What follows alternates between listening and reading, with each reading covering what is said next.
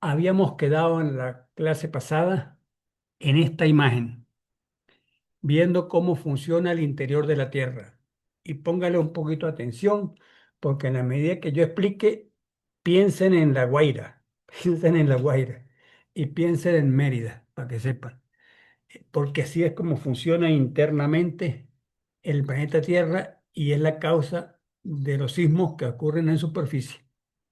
Bueno, había recordado que el núcleo interno era sólido, que ejerce una función sobre la superficie terrestre, ese núcleo interno. Ya le dije que está full de hierro y sirve, hace las veces de un imán que es la que ejerce, que es la que origina la gravedad. El imán ese origina la gravedad, hace que todo el que está en la superficie sea atraído hacia el centro de la Tierra y es lo que hace que de acuerdo a la masa que cada persona tiene, pues pesa tantos kilos. Eso es. Bien, pero esa, ese núcleo interno parece que el hierro que está en ese núcleo está sufriendo movilización. Esas movilizaciones son en años geológicos, no en años humanos. Y él es el, el causante del escudo magnético de la Tierra que evita que todo lo que nos llega desde el Sol sea mortal, evita que eso sea mortal, ese escudo magnético. Y entonces la NASA está advirtiendo por estos días de que hay movilización de los grandes bloques de hierro en el núcleo interno, movilizándose dentro de él mismo. Por ejemplo, de acá hacia acá se está movilizando que puede producir cambios en el escudo magnético de la Tierra. Al producir cambios en el escudo magnético, hace cambios en la protección de todo ser vivo que está en la superficie. ¿Ok? Bien, eso desde el punto de vista interno. Esto es sólido, mas no es rígido. Esto es muy viscoso, para decirlo así. No es líquido, no es frío como una roca de aquí en la superficie, sino es sólido, pero se mueve como plastilina, para decirlo así. El núcleo externo, que es el que es líquido y está fundido en temperaturas de 5 a 6.000 grados, origina él estas corrientes de convección. O sea, como está a esa temperatura, hierve ese material, todo está fundido y produce estas corrientes de acuerdo al flechado. Por ejemplo, vamos a poner esta como ejemplo. Esta corriente de convección, mire cómo se mueve. Hace que los materiales líquidos se muevan en este sentido. Y al lado se mueve en sentido diametralmente opuesto. Como este se mueve hacia acá, aquí está la flecha, y este se mueve hacia acá, hace que se produzcan, por decirlo así en criollo, chorros del material líquido hacia la parte superior buscando salir a la superficie y origina un volcán. Y origina un volcán. Cómo funcionan las corrientes de convección originan los volcanes. No solo hay corrientes de convección en el núcleo externo, ese mover de eso origina corrientes de convección mucho más lentas y mucho más espaciadas en el manto, que es este. Origina corrientes de convección que que están especificados como están. Este sentido está así, se mueven así y contribuye también facilita que el material que viene desde el núcleo interno salga a la superficie. Estas corrientes de convección, porque acuérdense que el manto que es este, aquí en contacto con el núcleo externo es líquido. Y en la medida que se va alejando del núcleo externo, va dejando de ser líquido más viscoso, hasta que en el contacto con la corteza, acá, es sólido. Tipo plastilina, pero es sólido. O sea, pasa de líquido a sólido. O sea, es una capa como de transición de lo que es el estado líquido al estado sólido dentro de la corteza que es esta. ¿Ok? Ese es el funcionamiento interno del planeta Tierra y está en este momento funcionando así. Y así tiene un bojote de años funcionando así, desde que se establecieron las cuatro capas que existen, ¿no? Corteza, manto, núcleo externo, núcleo interno. Desde que se establecieron, así funciona. porque al principio, cuando no se habían formado estas cuatro capas, era una sola masa gaseosa. ¿Ok? Bien, así está funcionando y es lo que origina los volcanes y también origina la tectónica de placas que ya la vamos a ver más adelante. Dejo para explicársela más adelante. Paso esto para acá para que me permita cambiar la imagen. Bueno, le quise poner la del manto. Esta es la capa del manto, núcleo interno, núcleo externo, manto y corteza aquí. Así se mueven las corrientes de convección en el manto. Y como ya le dije que esto es de líquido a sólido aquí, aquí ya como es sólido, entonces origina la ruptura de la corteza terrestre, que era continua aquí, pero al salir este material a hacer presión, que este empuja para acá y este empuja para acá, hace que se forme una fractura y que cada día va más amplia, más ancha, por el accionar este, que es diametralmente opuesto. Los materiales que están abajo arrastran el material de la corteza que dentro del esquema planetario, fíjense que la corteza es delgadita dentro del esquema planetario. Como es delgadita, la fuerza es inmensa desde el manto y hace que se quiebre en este sector y origina en ese sector una ruptura que es parte de los orígenes de las placas tectónicas. Ese material, por como las corrientes de convección del manto van en este sentido, arrastra en ese mismo sentido material de la corteza, como se ven las flechas negras aquí, va arrastrando hasta que se encuentra con otro trozo de corteza y una de las dos, la más débil, la más delgada, opta por irse hacia el interior y a la medida que se va yendo al interior, si se va yendo, por ejemplo, más acá, más acá, más acá, termina por ser líquido termina por ser líquido y pasa nuevamente a formar parte del magma del interior de la Tierra. O sea, todo es un reciclaje. Fíjense que viene así, de pronto mucho material, aquí ya es líquido y entonces arrastrado así y vuelve a irse para arriba que se va haciendo más sólido, más sólido, más sólido. Y aquí como es sólido y carrasposo, arrastra la corteza y es el funcionamiento. Entonces eso origina que de aquí hasta aquí es una placa. Esto es una placa. ¿Ok? Igualito, en sentido diametralmente opuesto, de aquí hasta aquí, eso es otra placa. ¿Ok? Y la placa se va hundiendo. Quiere decir que el lecho marino, porque estas fracturas que se forman aquí es en el interior la corteza, pero en la corteza de fondo marino. Y quiere decir que si constantemente está saliendo material aquí, ese material al llegar al fondo del mar, por las temperaturas tan frías que hay en las grandes profundidades de los océanos, se enfría de inmediato, pasa a ser roca y como constantemente sigue empujando por arriba, la que ya salió aquí se enfrió, pasa a ser arrastrada en este sentido. De modo que constantemente en años geológicos el fondo marino se está moviendo en este sentido. ¿Qué velocidad humana?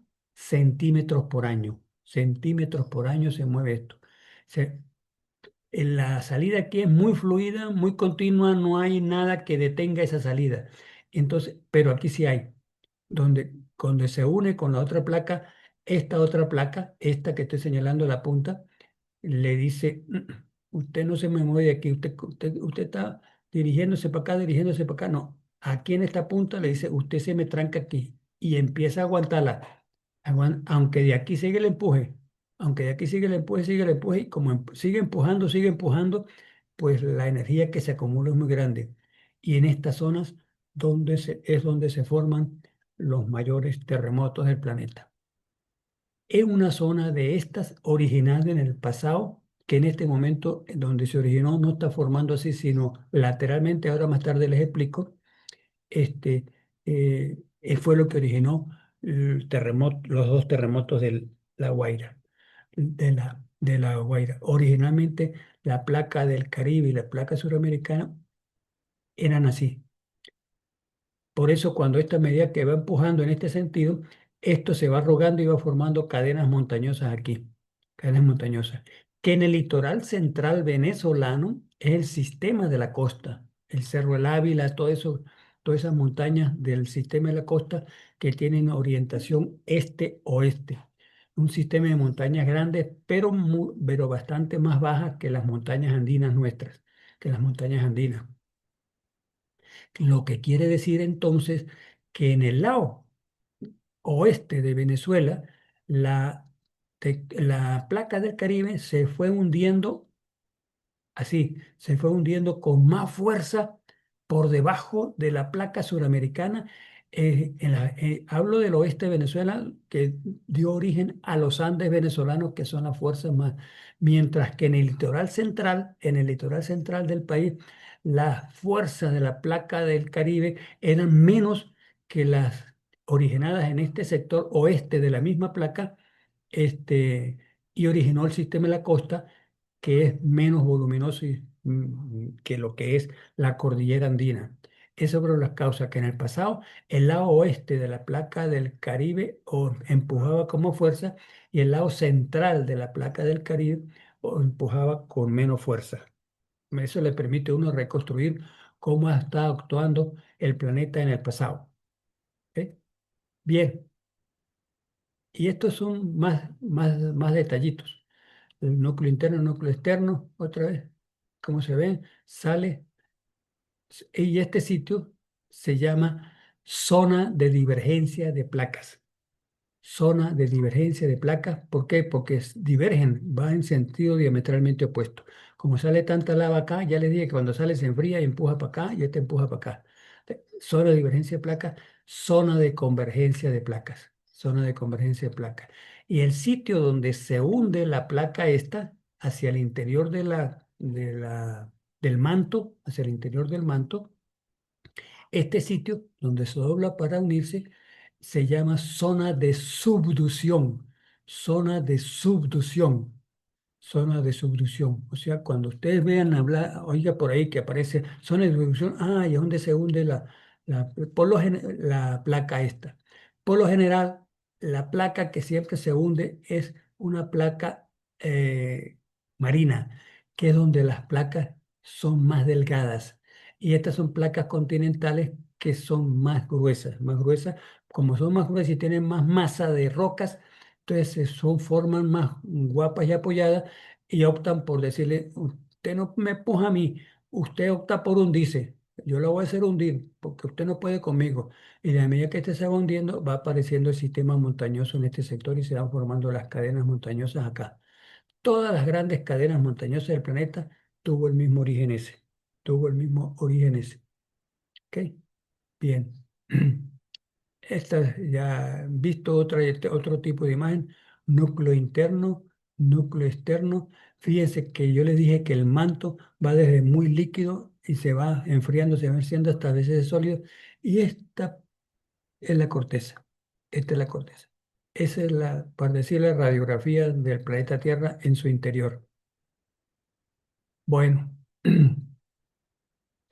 La litósfera es la parte de la corteza donde ya es definitivamente totalmente sólidas y frías, o sea, donde están las rocas, que es donde vive el ser humano.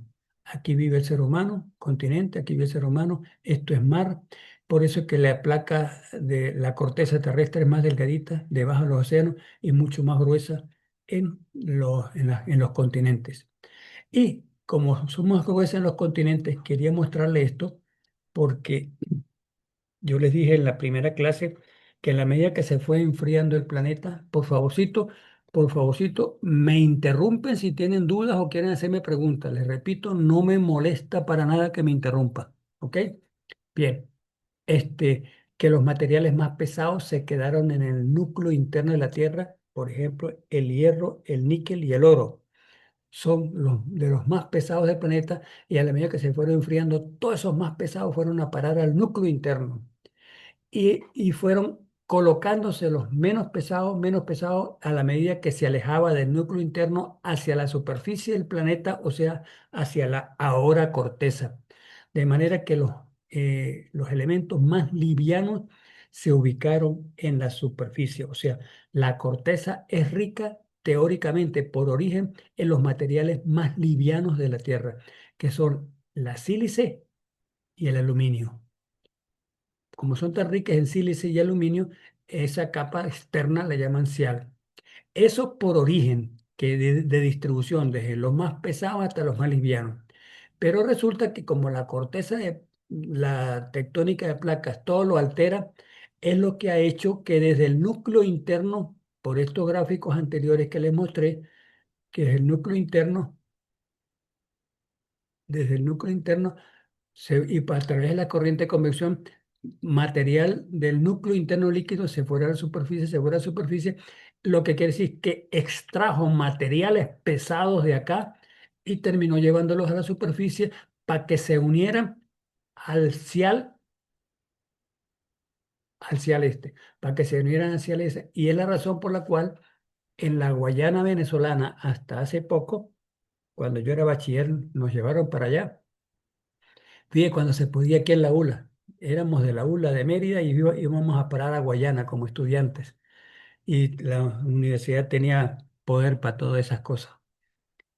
Yo quisiera teóricamente llevarlas a ustedes por toda Venezuela y mostrarles toda la obra de ingeniería, todo eso. En la mente mía está eso, pero es imposible, es imposible. Bien, es la razón esta por la cual entonces este, en Guayana había todo un cerro grandísimo, toda una montaña que la llamaban Cerro Bolívar, y toda esa montaña era de hierro, de hierro. Y el hierro había venido a la superficie por la causa que les acabo de explicar, que las corrientes de convección cargaron con ese material de núcleo interno hacia arriba.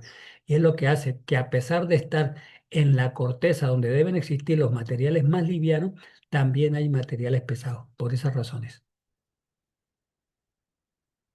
Bueno, esto es otra cosita. Núcleo interno, núcleo externo, el manto inferior, que es el que tiende a ser más líquido, el manto superior tiende a ser más sólido, sobre todo en contacto con la corteza. Es una especie de esquematización de cómo son las diferentes capas en el interior de la Tierra. Bueno,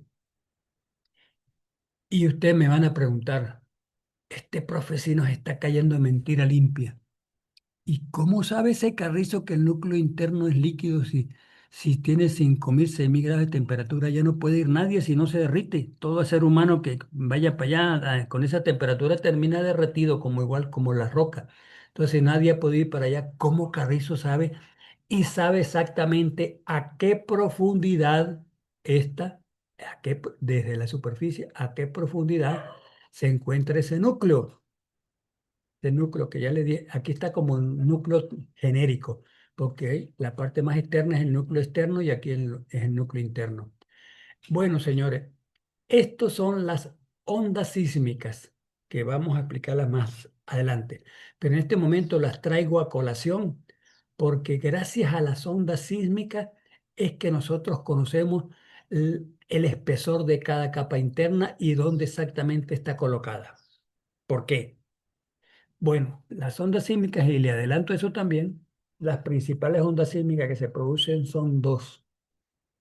La onda primaria que llaman primaria, y siempre se pone una P mayúscula, P de papá, P mayúscula, como la apóstrofe de onda primaria, onda P u onda primaria. Y después viene la onda secundaria, que es la onda S.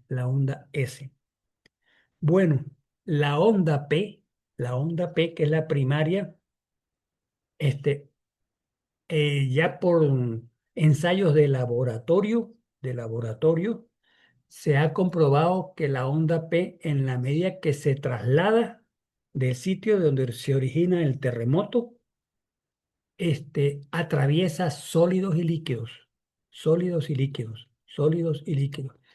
Por lo tanto, si aquí se origina un terremoto, ¿verdad? Hay estaciones sismológicas aquí, por ejemplo, vamos a hacerle caso a este gráfico, pero hay muchas más estaciones sismológicas, hay distribuidas en todo el planeta, y creo que estaban distribuidas en todos lados menos en Venezuela, porque no había estación sismológica que detectara los dos terremotos que ocurrieron. Qué desgracia. Bien, y si hay entonces pone otra estación sismológica aquí, otra estación sismológica, otra aquí y otra aquí. Entonces, el sismo que se produce aquí por el viaje de la onda sísmica es detectada esa onda sísmica aquí. Y si es detectada y viajó en sentido longitudinal, o sea, en línea recta, se supone que atravesó el sólido y atravesó el líquido. Entonces, eh, este gráfico es bien. Póngale que esta es la onda P, viene así, la voy llevando y llega así, una semicurva así, hace una semicurva aquí. Y aquí exactamente a esta profundidad, de acuerdo como se miden los sismógrafos, ella se altera esa trayectoria y cambia a esta trayectoria. Y si se produce después otro terremoto y la onda sísmica va para acá, siempre a esa profundidad va así y aquí cambia la trayectoria. Siempre a esa profundidad. Entonces, el viajar de la onda sísmica dentro del manto ya se le conoce más o menos las velocidades y cómo va yendo, hasta que al llegar a esa profundidad hace cambiar la trayectoria. Como hace cambiar la trayectoria, está entrando a otro tipo de material con diferentes temperaturas en el interior de la Tierra. Y es la manera como han detectado que el manto tiene tantos kilómetros de espesor y llega hasta aquí. Y aquí comienza el núcleo. Eso en cuanto a las ondas P u ondas primarias. Pero ya les dije que después vienen las ondas secundarias. No les quiero dar detalles de las ondas porque viene más adelante, ¿verdad? Al llegar a la onda, cuando se produce, se produce inmediatamente después que se produce la onda primaria, se produce la secundaria, que es la más destructiva. La onda primaria se transmite en línea recta, para decir así, longitudinal a su trayectoria, mientras que la onda S es la femenina. Esa se transmite haciendo curvitas así, así, sinuosa, tal como hace las serpientes cuando se van movilizando en el piso, se van trasladando de esa manera. Esa es la onda S. Pues señores, cuando la onda S llega a esta misma profundidad de que ya le había dicho que la onda primaria cambia la trayectoria, la cambia, pero la atraviesa, que- con trayectoria cambiada, pero igual atraviesa, porque atraviesa sólidos y líquidos. La onda S, cuando llega a esa misma profundidad, no penetra el núcleo, lo hace tangencialmente, lo evade y sigue la superficie y es pescada en esta estación meteorológica. Y siempre a la misma profundidad cambia la trayectoria. ¿Por qué? Porque si fuera una onda S que fuera así, fuera detectada en esta estación, el ser detectada en esta estación se llega a la conclusión de que atravesó el núcleo también, que es líquido y sólido, mientras que todas las ondas S a determinada profundidad cambian la trayectoria y buscan salir a la superficie. ¿Ok?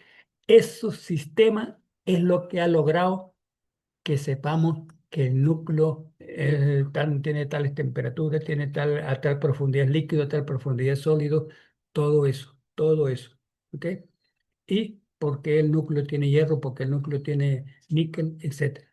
Todas esas cosas es lo que se ha podido determinar.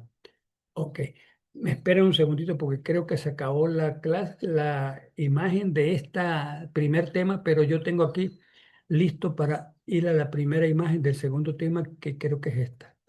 Ok, ok. Empezamos al segundo tema del programa de la materia que se los mostré en la clase pasada. Bueno, ¿por qué pongo esto? Que casi no se ve. Me van a disculpar, pero las letras no me importan en este momento conocer. Es el famoso Big Bang, que tanto se habla de eso. ¿Cómo se originó el universo? ¿Cómo se originó el universo? Y la mayoría de los científicos del planeta están de acuerdo en que se originó por el proceso del famoso Big Bang que explico ahorita, ¿verdad? Y ese proceso del Big Bang contradice por completo lo que dice la Biblia de cómo se formó la Tierra y cómo se formó el universo. O sea, la Biblia son leyendas y la mayoría de científicos están de acuerdo con esto, que hubo una gran explosión de algo que originalmente voy a inventar en este momento. ven este puntito blanco de aquí, que originalmente era una cosa así, y explosionó. Y se fue agrandando, agrandando, agrandando, agrandando, agrandando de manera infinita hasta que en ese explosionar dio lugar a muchos pedacitos de estos que eran gaseosos, pero infinitos, cantidad de pedacitos de esto. Cuando digo infinito es miles de trillones de pedacitos gaseosos se fueron expandiendo de esta forma, de una fuerza que se originó aquí y se fueron expandiendo a los cuatro costados, así.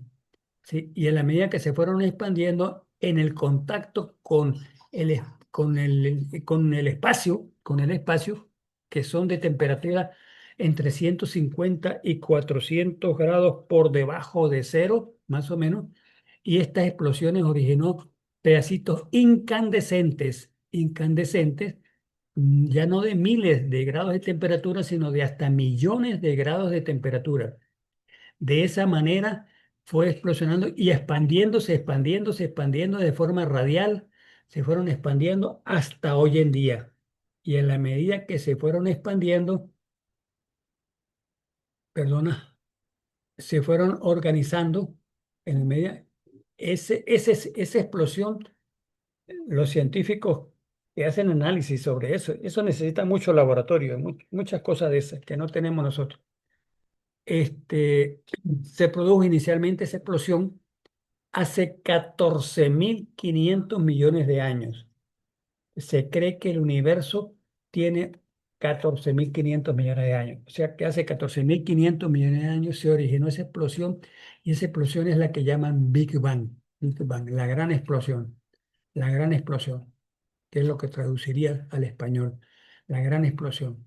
Y tiene entonces 14.500 millones de años expandiéndose los materiales producto de esa explosión y todavía se está expandiendo en este momento, en un espacio que es infinito, no tiene fin, no tiene fin, es infinito.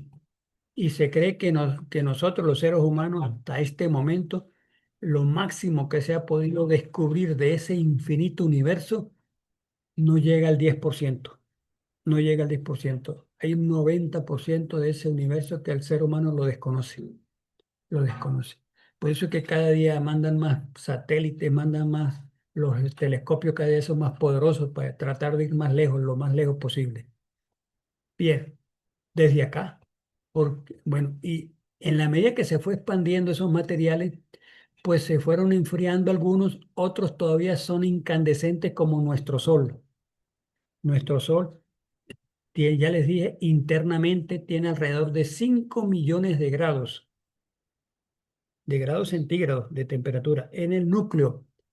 En la superficie de ese Sol nuestro tiene la misma temperatura que el núcleo interno de la Tierra, entre 5 y 6.000 grados.